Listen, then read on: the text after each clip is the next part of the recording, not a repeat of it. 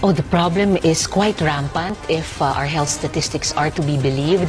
7 daw tayong mga Pinoy na araw-araw nagsusubok magpakamatay tulad nung batang yon, that young man in the video that was produced with the essential help of the Youth for Mental Health Coalition.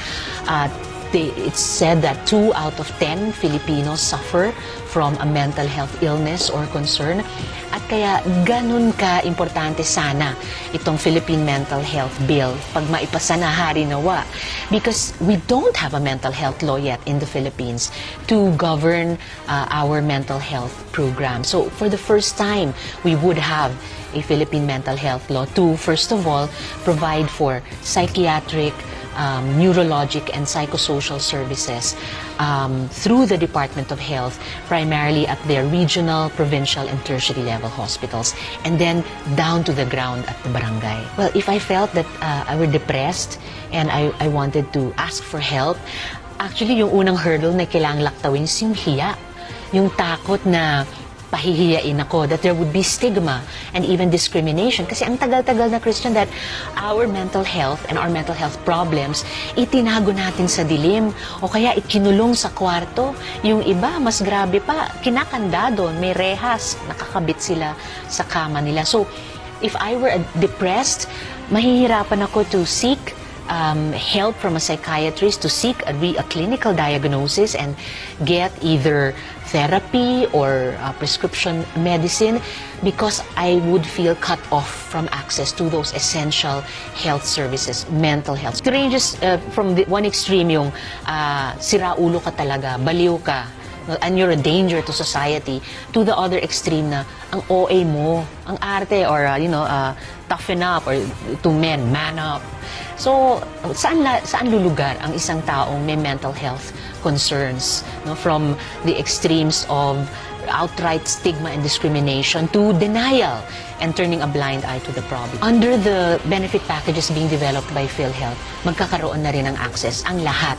Kung confined sa government hospital, no balance billing for the sponsored members. So indigent, senior citizens, tinatrabaho namin ngayon maging sponsored member din ng PhilHealth ang persons with disability. So sakop din doon yung mental health problems or mental disability. Kung sa private hospital sila mako-confine, may coverage pa rin sa case rate ng PhilHealth. And pag sana yung batas, syempre may funding para doon sa pamamagitan ng Department of Health.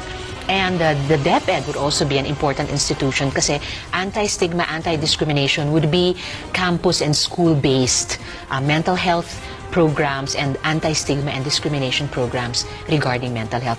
Plus, yung non-clinical or non-chemical, non-medicine-based therapy. So, alternate or parallel paths to mental healing. Well, how could the Public Attorney's Office Chief say that it's too early in the process? Hindi pa nga nadidinig yung mga testigo ng Senate Committee on Public Order.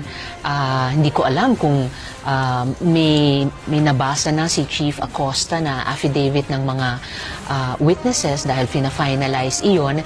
At saka nung una, gusto pa nga niya sana na ma-custody nila yung mga witnesses. So, that would have shown at that earlier stage, that she knew that they have something important to say about the way Kian was killed, what they know. So, masyado pa talagang maaga para sabihin niya na hindi na kailangan. Paano niya malalaman yun?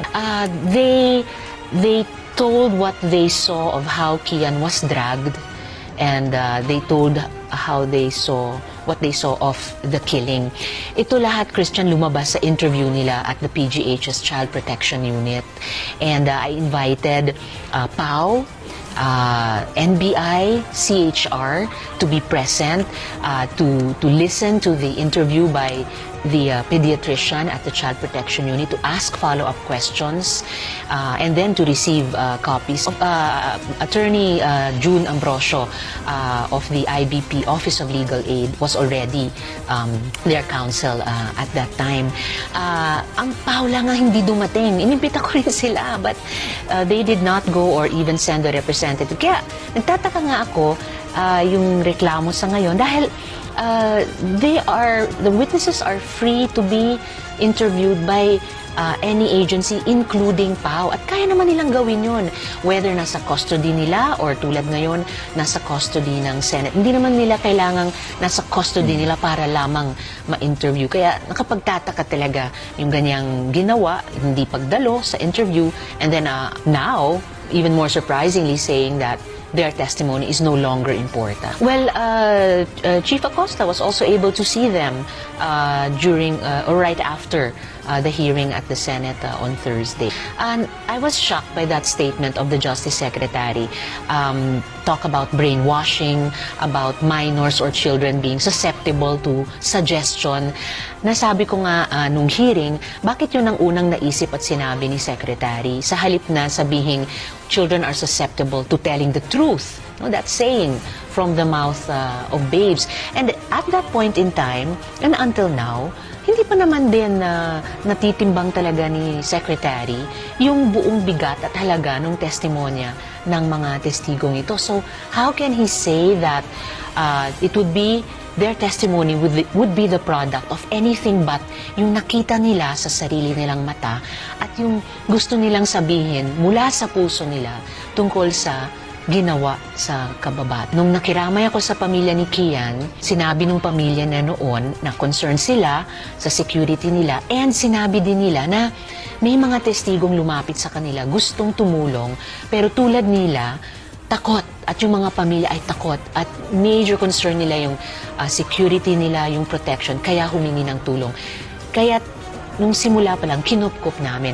And from the start, Christian, I cannot say it often enough, decision nila, every step of the way.